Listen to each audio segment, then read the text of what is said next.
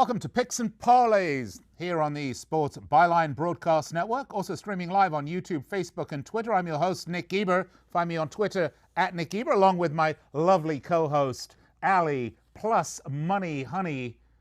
She's also on Twitter. You can find me at Plus Money Honey. Yeah, make it easy for you. Well, happy Wednesday, February the 19th, 2020, everybody. This a momentous day. Happy National Chocolate Mint Day. Ali, where is my chocolate mint? I ate it on the way here. Sorry. Typical. Can't trust you. And then I ate mine too. Can't trust you with anything. Honestly, well, look, we got a big show today. Shall we start with some Major League Baseball futures? Because you know the baseball season, Ali, creeps up on you. It's like right around the corner. Everybody's favorite doping, sign-stealing sport is right here, just around the corner. We're going to hit it with the AL West and the AL East. Little future action along with Damien, Sosh. I'm excited. I haven't heard him talk baseball yet, so I'm really excited to hear what he has to say about it. Well, you can actually participate in that conversation, Ali. I And then sure we're going to move right along with Higgy Pop himself, Sean Higgs, College Basketball Wednesday. Ali, what are we covering with the Sean? Well, Sean, I'm going to talk to you about Auburn and Georgia. I think it's going to be a really good matchup, and then also Cal and Washington State. All right, I'm going to cover Butler Seton Hall and Cal Washington State. And just to make it quick, because we're going to move right along after that, El Guapo himself will be here for some college basketball rapid fire. Syracuse, Louisville, Auburn, Georgia, Duke, NC State, Villanova, DePaul, Tulsa, Houston, K-State at Texas Tech. I know you could have said it, Ali, but we're running out of time. So... I mean, it is a rapid fire. I know, exactly. Let's fire it rapidly. All right, we're going to be right back after the break. But, before we do that, make sure you grab a pen, piece of paper, unless you're driving, in which case don't be a fool, okay? Because we're going to give a lot of free picks on this show. And if you go to our website, picksandparlays.net, you will see not only free picks, but our expert picks are there for the picking. We'll be right back after this.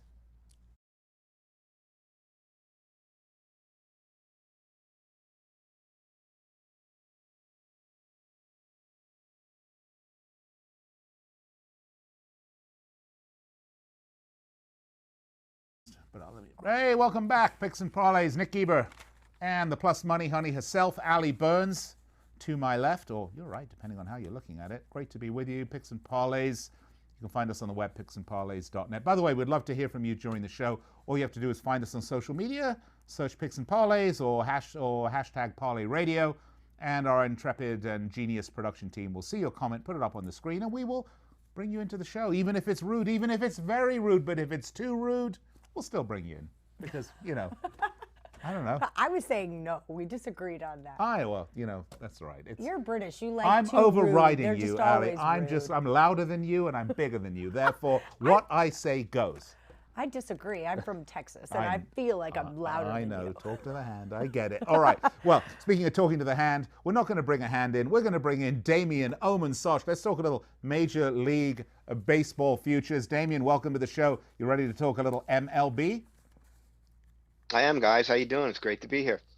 Doing well. Thank you. It's always good to see your face, Damien. Let's start, shall we? You as well.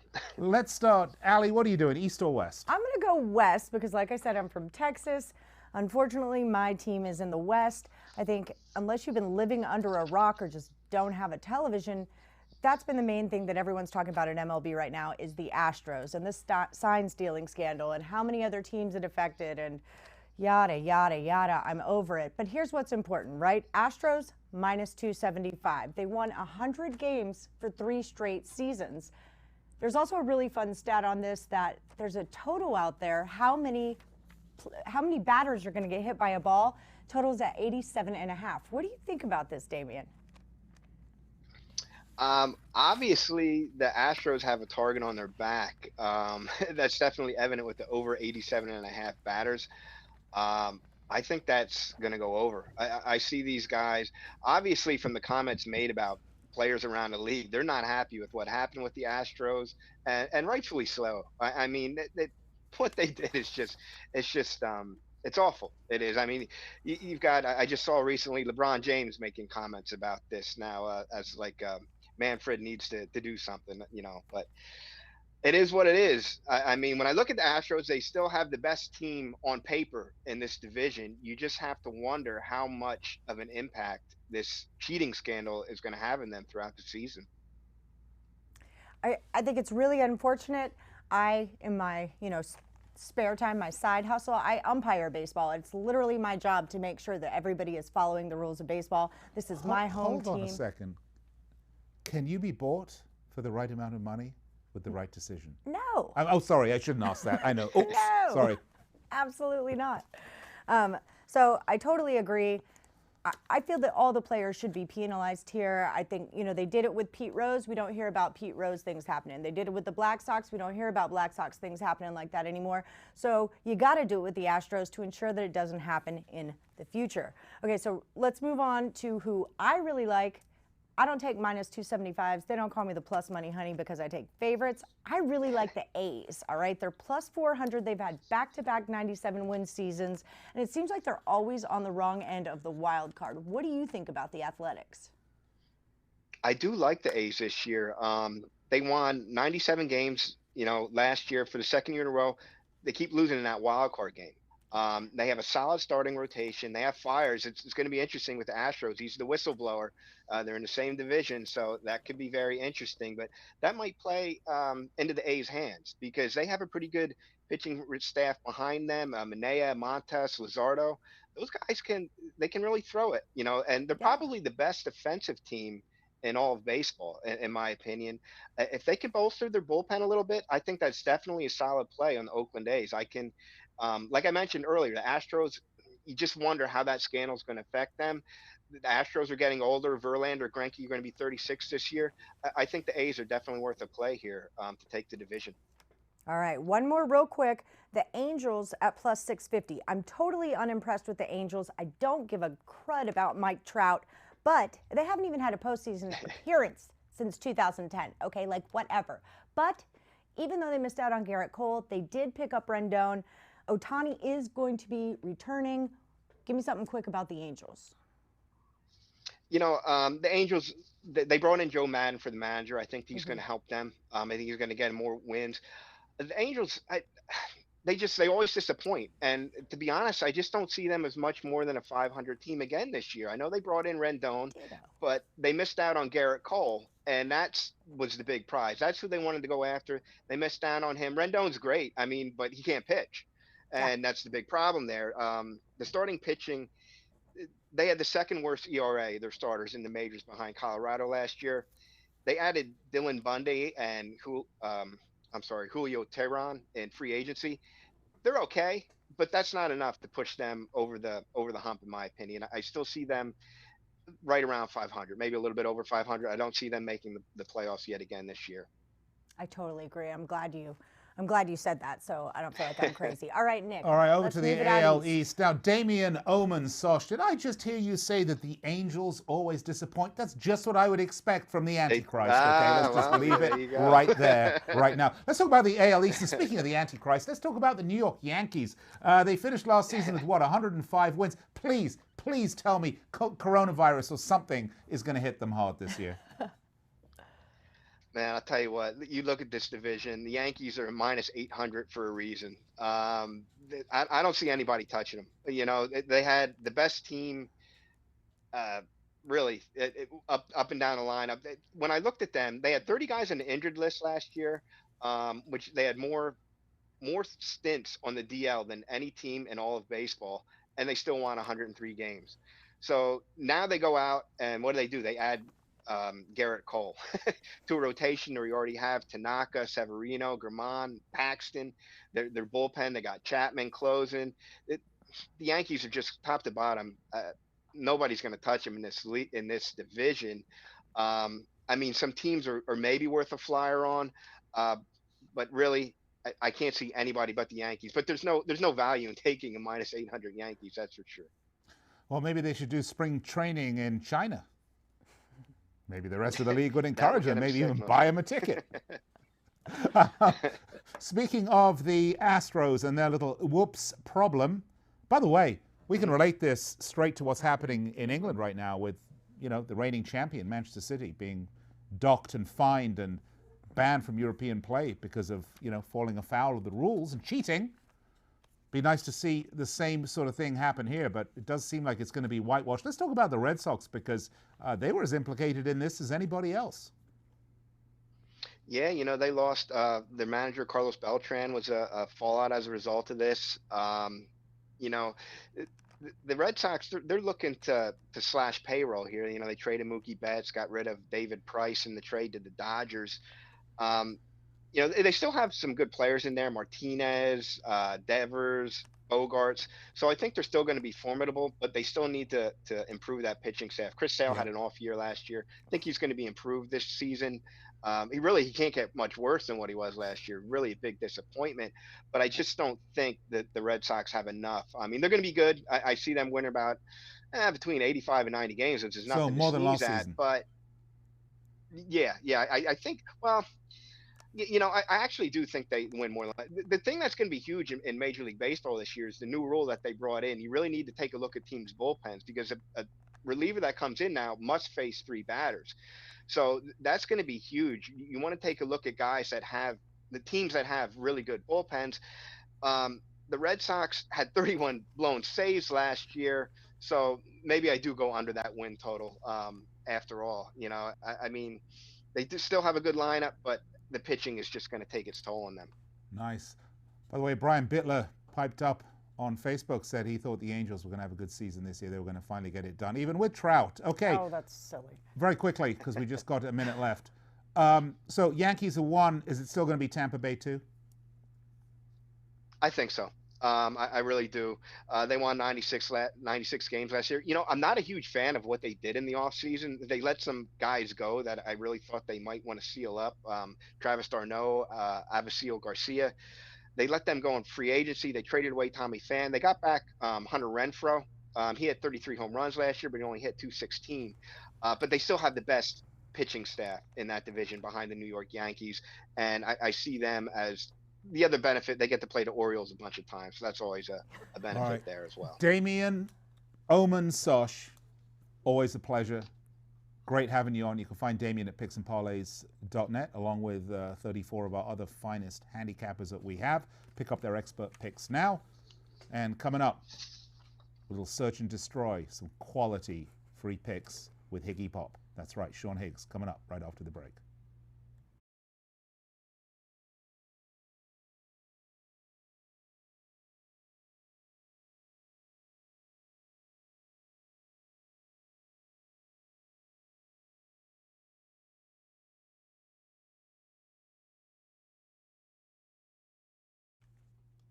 Welcome back, Picks and Parlays. I'm your host, Nick Geber. Find me on Twitter at Nick Geber, and you can find my lovely co-host,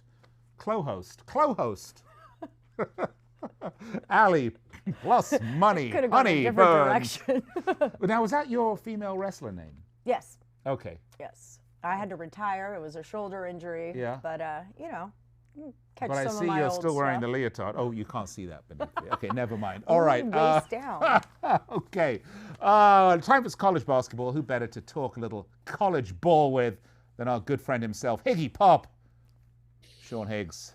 Higgy, how are you doing? At least Allie's wearing leotard stretch pants there. When I was doing a show, Nick, you had no pants on underneath Same. He the never table. wears pants. You kidding me? Just sitting How dare you, in sir? a banana hammock straight out of Europe, like an Englishman. Yes, the Borat man thong. I like to wear those Euro thongs whenever I I had to can. sign like a thing before I started working here. Okay. All right, let's get to it, shall we? We do have a whole bunch of games, and I want to make sure I get them in order here. So why don't we start with my favorite, the Butler Bulldogs at them Pirates of Seton Hall, laddie. Yes. Where do the Pirates of You're doing Seton a pirate Hall make voice? them Butler Bulldogs walk the plank? He asks, saying, This is what he does. the Bulldogs, 19-7, 12-2 against the spread. They're 4-6 in the last 10, coming off a 66-73 loss to Georgetown. By the way, Big East here, in case you didn't know that. 4-4 straight up against the spread and on the road. 7-6 in conference. They've gone under in 4 of the last 6. David, Thompson, and Smiths, they're all out. So they've got 3 injuries, 3 starters not playing. That could be a problem. Them Pirates, on the other hand, laddie. Aye. What are you showing me? Nothing. Okay. Just They're hit you. 18-7, 15-9-1 against the spread. 7-3 in the last 10, but they are 2-3 after having their 10-game winning streak snapped. I mean, they went from incredible to mediocre in, 5 games. They're 9-3 straight up, 7-4-1 against the spread and at home. They're 10-3 in conference. They've got injuries to Brody and Thompson. They've gone over in 6 of the last 9. And then Pirates, laddie, they are 6.5 points. Aye, Duckett's favourite there at 134 points. Do we like that total? Do we like to lay the points with Seton Hall, or what? I gotta say, this quote from Kevin Willard after his last game. He's talking about, I got a guy that's moody, doesn't want to go to practice and play hard. I have another guy who played 25 minutes, can't make a shot. I have another guy who gets embarrassed defensively, nobody wants to practice. If the bench is gonna get shortened, we might use 6 guys. This is him after a loss. We got players with bad attitudes, he said. Where is this team's? Beginning of the year, let's remember, this team actually, Michigan State out of the gate, they're number 1 team back in November. Played here at Newark, 3-point loss for the Hall. And again, the Hall was a top 10 team. What has happened that you're getting this kind of player language? And he said, I got 3 players out for Butler, but I'm liking his 6 points. Where are these guys' hearts? If you're not going to practice after a loss like that, and you're the guy who's getting beat defensively, and the coach basically says he's not playing you this game. So, where are you going with that? So I think Seton Hall's got some problems here. And this is a team a lot of people thought could make a deep run into March. Right. Definitely a easy second weekend, probably a Sweet 16, probably a Final 8 run at the minimum to get to the Final 8.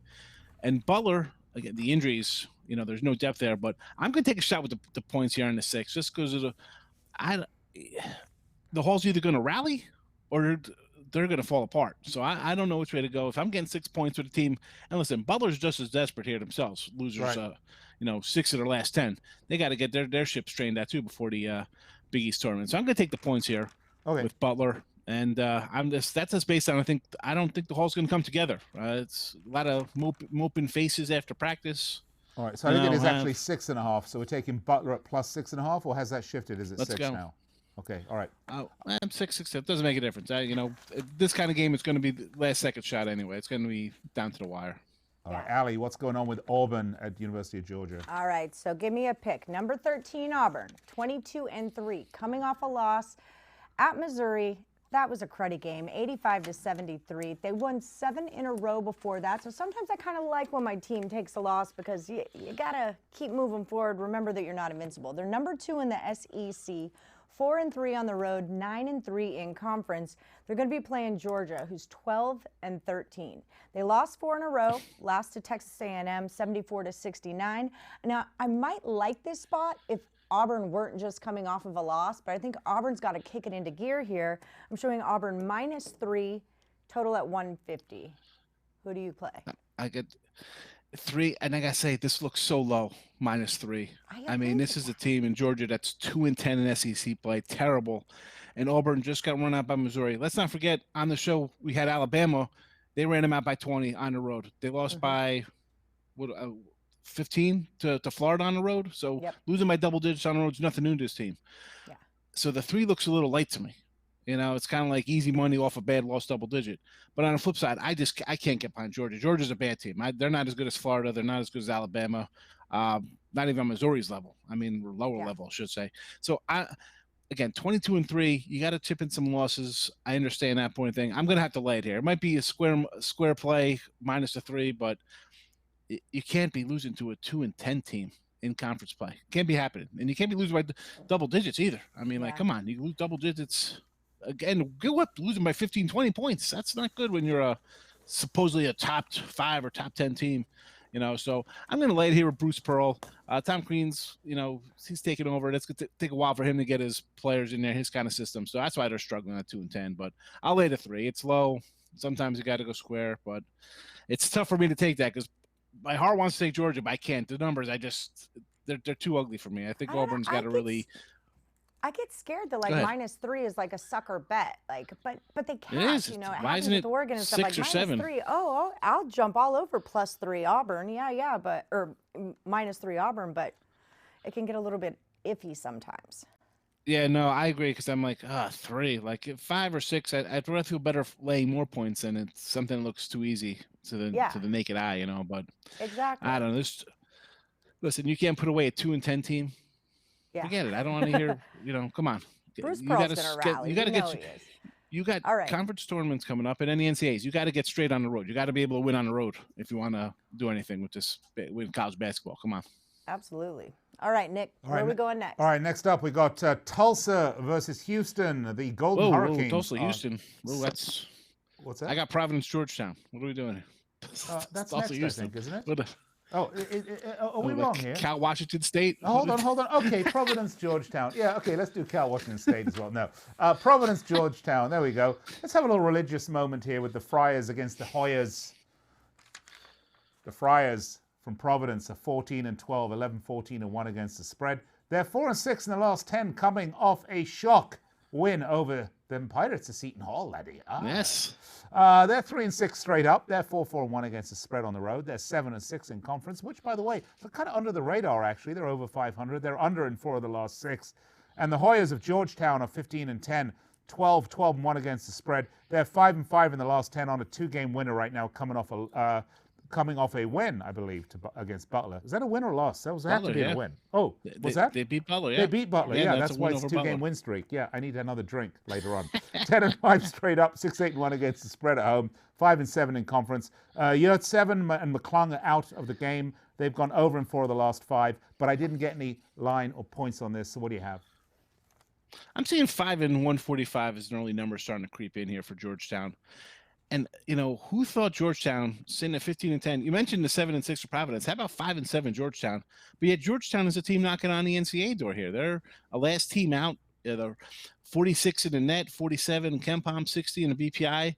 And here they are in the NCAA. 7 scholarship players. They lost their best players back in December, and they're still hanging tough. It's bizarre. I mean, I could get a whole nother rant how I'd like to see different schools in there instead of 500 record teams out of the Big East and Big Ten. But listen, Georgetown needs the win. It's 5. Let's go. Get it done. They've been doing it all year. I mean, you're sitting here on the bubble. Beat a bad Providence team. I mean, they're 14-12. They're nothing special, though. I don't know. I just can't see them. They beat the Hall. You got Georgetown coming in, beating Butler. 2 good wins for both programs, but a loss here for Georgetown, forget it. They're out. They're not going to be able to recoup that, even going on the road and beating Providence on the road for their rankings and how they get all these ratings for the big dance and stuff like that. So I'm going to go Georgetown just simply based on they're the team that needs it more. What's next, Allie? All right, we got to make it quick, but I'm going to talk Cal and Washington State. Cal is 10-15. They just lost to ASU, 80-75. That made 4 straight losses. They are second to last in the Pac-12, sandwiched above Washington and below Washington State. That's who they're going to go see. Washington State 14-12. They've lost their last 2. USC 70-51 at USC. 11-3 at home, 5-8 in conference. I'm showing Washington State -5.5. That total went from 130.5 to 132.5. What do we think about this one? Yeah, we'll go end the night with an ugly game here. I actually like the under 132.5. Boone, their second leading scorer, is out for Washington State. I get it. They got LB, probably an NBA guy if he wants to jump ship, scoring 19 a game. But the Cal team, I think they're just going to struggle here on the road, man. They're 0-8 away, 4-8 in conference play. This is how far have they fallen since the Jason Kidd days of like 20 years ago? I mean, this program, look at these scores. They got 4 guys, 9, 8, 8, and 7 points. I mean, like, where are you scoring here? Washington State turns the ball over just 11 times a game, one of the best in the league at not turning over. I'm going to go under. The total went up. Unless the guy's playing, I just got it off the site that he's out. The coach said he's not playing this week, so I don't see him. I don't know why that total went up like that, because coach said that their second leader scorer is out today. He's definitely playing Saturday, so I'm gonna roll on the under there. I'm gonna go against that live moon, and I'll go 2 extra points. I'll take extra 2.5 points, 132.5. Let's go under. All right, Higgs says Pac-12 after dark. Take the under in the Washington State match. We'll be right back. Thanks, Higgs. It was great to talk to you, as always. Take it easy. Bye. We'll be right back with more college basketball picks with Craig Trapp.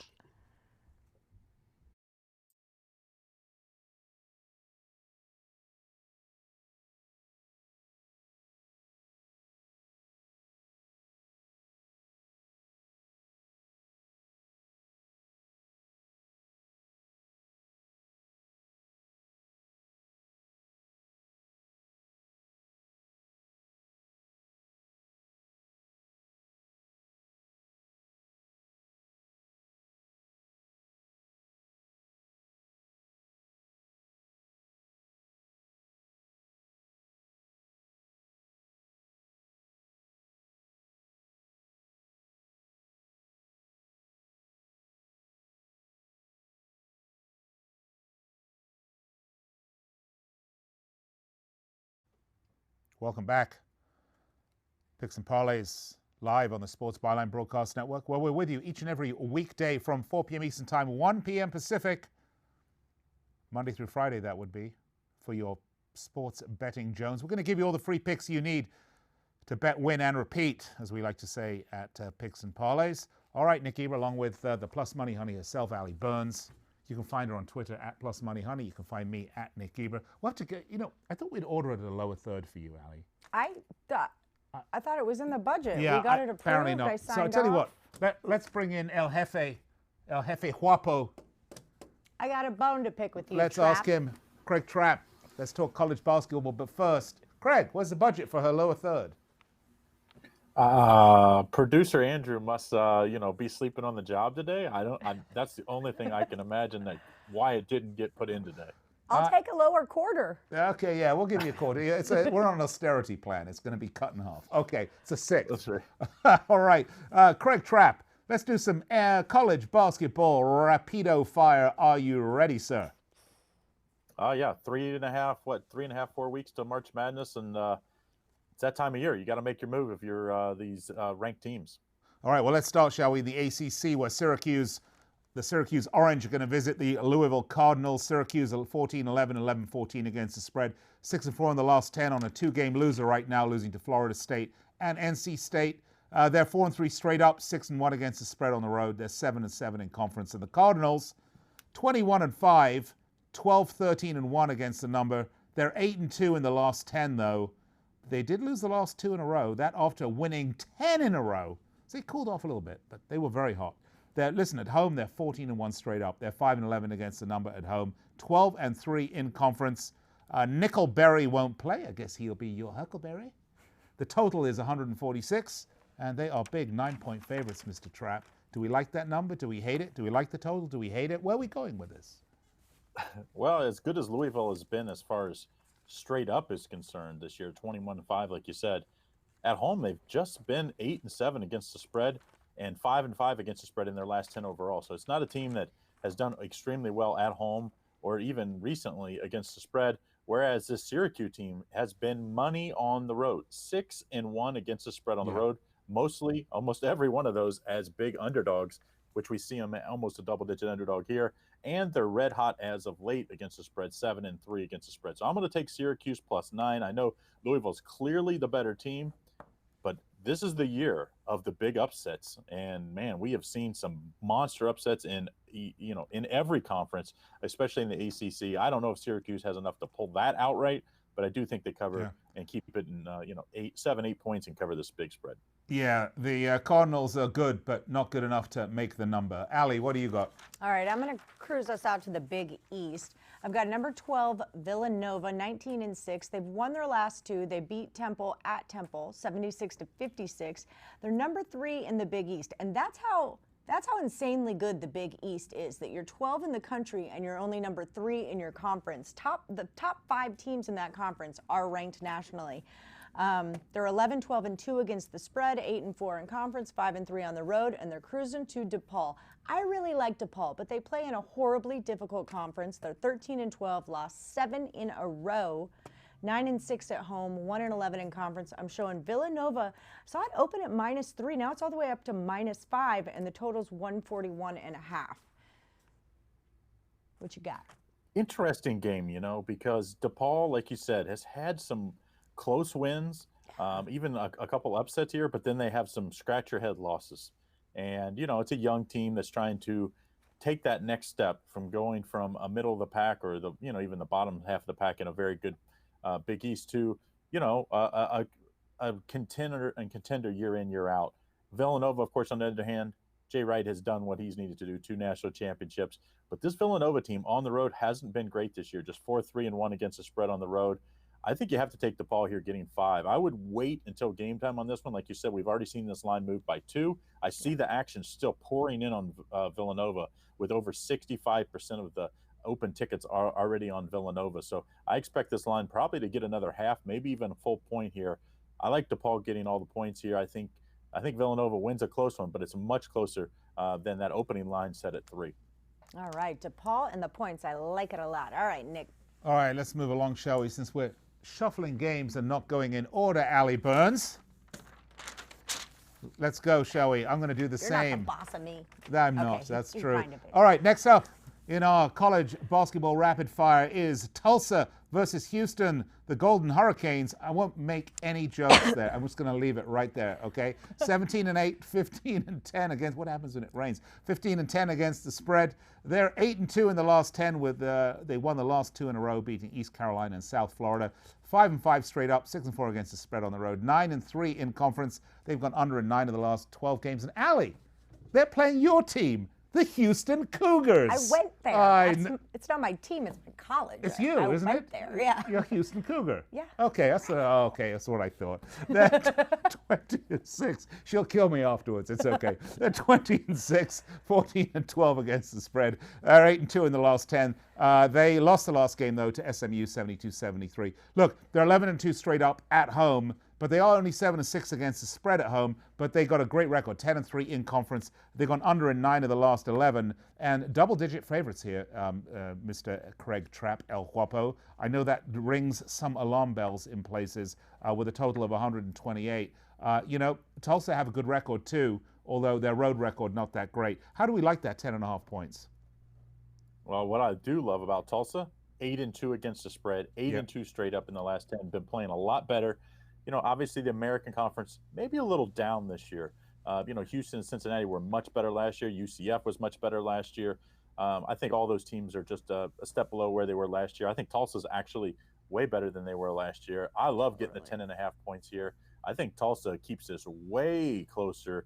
And, you know, I think, Allie, your Houston Cougars, they better be off upset alert. This has been the year of the big upset. I could see Tulsa pulling it here, but at worst, I think Tulsa covers this big number. It's always a year of the big upset when you're the plus money, honey, okay? I rely on big upsets to make money.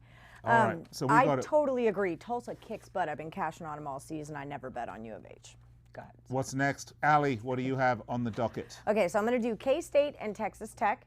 K-State's 9-16. They have lost 5 in a row.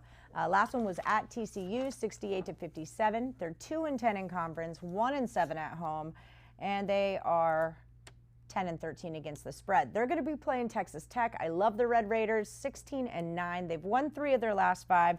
They are coming off a pretty close loss at Oklahoma State, 73-70. But they're number 3 in the Big 12. They're trucking along, 7-5 in conference. Showing them double digits though. Texas Tech minus 12. Totals 129.5. What do we think about this one? Well, anytime you see a total below 130, it sends alarm bells off in my head, knowing it's going to be a low-scoring defensive battle, because that's always the threshold for me. You see above 130, then it's just a normal game in college basketball, in my opinion. But when you see under, that tells you it's going to be low-scoring. Texas Tech, they were so good on defense last year, not quite as good this year, but still they hang their hat on that defensive end. Kansas State's not good offensively. I think this is an easy under 129.5. I'd get on this now because I think this number will drop to in the low 128s, and I'd still would play it then, but I obviously like it a little better at that 129.5 number. I think Texas Tech obviously easily wins this, bounce back after costing me some money this weekend when I bet on them this weekend when they let me down. But I think they bounce back with a win here. Defensive battle, take the under. All right, the under in Texas Tech. Nick, all right. you. Next up with our college basketball rapid fire, it's Duke at NC State. The Blue Devils, 22-3, 13-12 against the spread. Listen, they're 8-2 in the last 10. They're coming off they're on a 7-game win streak right now. They beat Notre Dame 94-60 at home. On the road, though, they're 12-2 straight up. They're 7-7 against the spread. Pardon me, that's at home, so I actually didn't get their road record, so I'm mistaken there. Ignore that, please. They are 12-2 in conference. I love to give you wrong stats. It's always helpful. The total's gone over in 8 of the last 10. And the Wolfpack, though, 16-9, 12-1 against the spread. They are only 5-5 in the last 10. They're only 50%. They're coming off a 3-point loss away at Boston College. Now, at home, I can tell you that NC State have a great record. They are 11-3 straight up. They are 6-7-1 against the number, and they are, they are 500 in conference, 7-7. They've gone under in 9 of the last 11. Craig, I obviously wrote down the home number for Duke rather than the away record. What is Duke's away record? Because Duke are 7.5-point favorites, and I'm wondering, with NC State having such a good home record, if that isn't a little overinflated. Well, Duke's 7-1 on the road and 4-4 against the spread on the road. So they've been really good. I mean, they've been good both home and away. They only have 3 losses, and 2 of them were actually at home. Right. But I like this NC State team getting this many points. I mean, we have seen in the ACC this year and in the Big Ten, and home underdogs have been really good for bettors. That's always the case, but this year even more than ever before. I think NC State covers this 7.5. I think Duke, coming off that blowout against Notre Dame, maybe has a little letdown. Such a young team, and these young teams, they really struggle on the road away from home. They don't shoot it well either, especially from the 3-point line. I think NC State gives them a scare. I think Duke wins, but I think NC State covers this big number. Take that 7.5 with the NC State Wolfpack here. Lovely. That's what I suspected. All right, let's hand it over to you, Allie. What's next? All right, I've got one more for you. We're going to talk about Auburn and Georgia. We kind of touched on it a little earlier. Just a refresher, Auburn's number 13. They're 22-3, 11-13 against the spread. They're averaging like 80 points a game and only allowing 71. It's really impressive. They are coming off that loss that we were talking about. But, I mean, this is Bruce Pearl. He's going to rally the troops. He's ready to win, and especially in a place like Georgia. UGA's 12-13. 12-13 against the spread as well. They're averaging 76 points. They're allowing 75. That's not how you win basketball games. That's how you tie basketball games, okay? They've lost 4 in a row. They're 2-10 in conference, 10-4 at home. Auburn's -3 and 150 is the total. Rolling with Bruce Pearl here. What do you say? Well, anytime you see a ranked team on the road and the line is always 1, 2, or 3, you better like run for the hills. These are the games that should scare you to death, because especially this year, these are when these teams get absolutely run. If you see that line, 4, 5, 6, I always feel way safer taking the road favorite. But when it's that 1, 2, or 3, I just think it's very, very tough action. I do think Auburn wins. I do think they cover the 3, but I wouldn't touch this one. What I would do is play the over here. I think Auburn, man, the way they shoot the 3-pointer and the way they push the tempo, I think this one easily clears the 150. I think the total is a way safer play here. This Georgia team, I think they'll get up for this game. I think they'll play really well early, keep it close enough to make sure we get our over here. Like I said, I just would avoid the spread, because these kinds of numbers this year have been death to bettors. 1, 2, and 3 as road favorites, especially ranked teams, highly ranked teams against unranked teams, have been the death of us. So let's take the over 150. I think it's a much safer play. Okay, there you have it. Craig Trapp says over 150. Keep it safe. All right, so Bruce Pearl, I mean his mother, it's mother of Pearl, right? Mother of Just Pearl. saying, okay. He was on The Bachelor last night. Like, sister from The Bachelor, they're doing hometowns, and she plays basketball for Auburn, and freaking Bruce Pearl is there in the Auburn Stadium and, like, meets Peter the Pilot, and then, He meets Pontius Pilate? Is this suddenly very religious? The I don't know how chick's he's dad is his assistant coach, and, like, how do you ship it? I pick you. Let's go. Like, seats to Auburn games. I get to meet Bruce Pearl. Oh, how do you even compete with that? What I did she watched just The say? Bachelor. I handicap it too. She lost me there. I don't know. All right. Did you see Allie's hand? Allie's hand went into your screen. Do it again, Allie. Almost. Oh, wait. Okay. If you're I'm watching not us, touching you. I'm not touching you.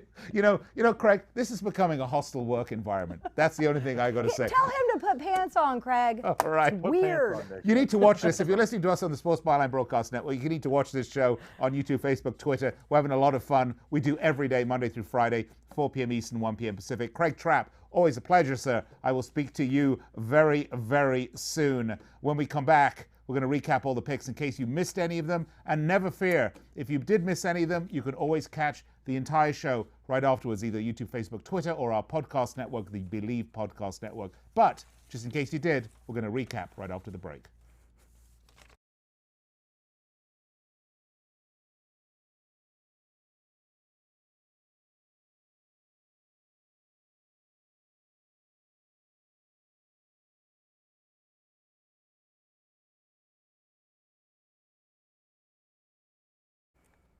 All right, welcome back. Picks and Parlays on the Sports Byline Broadcast Network. Nick Geber and Allie, plus money, honey, Burns. Now, we're going to recap the picks. Now, I know we didn't get officially the picks from Damien, and Sosh, but I do actually remember them.